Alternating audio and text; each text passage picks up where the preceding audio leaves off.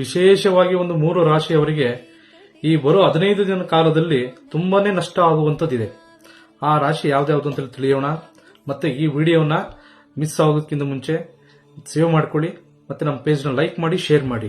ನೋಡಿ ಯಾವ್ಯಾವ ರಾಶಿಗೆ ಯಾವುದೇ ರೀತಿಯಲ್ಲಿ ಸಮಸ್ಯೆ ಬರ್ತಾ ಇದೆ. ಈ ಒಂದು 3 ರಾಶಿಯವರು ಬಹಳ ಹುಷಾರಾಗಿರ್ಬೇಕು.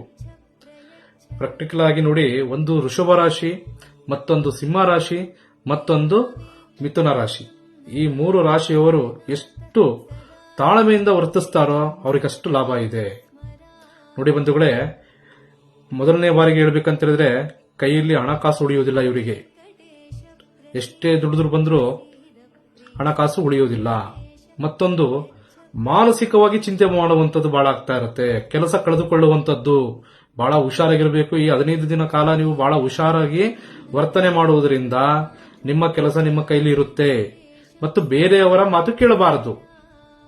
ಇದೊಂದು ಬಹಳ ತಲೆಯಲ್ಲಿ ಇಟ್ಕೋಬೇಕು ನೀವು. ಈ 3 ರಾಶಿಯವರು ಈ 15 ದಿನ ಕಾಲ ತುಂಬಾ ಕಷ್ಟ ಇದೆ ನಿಮಗೆ. ಎಷ್ಟು ತಾಳ್ಮೆಯಿಂದ ನೀವು ವರ್ತನೆ ಮಾಡ್ತೀರೋ ಅಷ್ಟು ನಿಮ್ಮ ಜೀವನಕ್ಕೆ ಒಳ್ಳೆಯದಿದೆ. ಇನ್ನು ಹೆಚ್ಚಿನ ಮಾಹಿತಿಗಾಗಿ ನಮ್ಮನ್ನು ನೇರವಾಗಿ ಭೇಟಿ ಮಾಡಿ, ನೇರವಾಗಿ ಸಂಪರ್ಕಿಸಿ. ನಮಸ್ಕಾರ.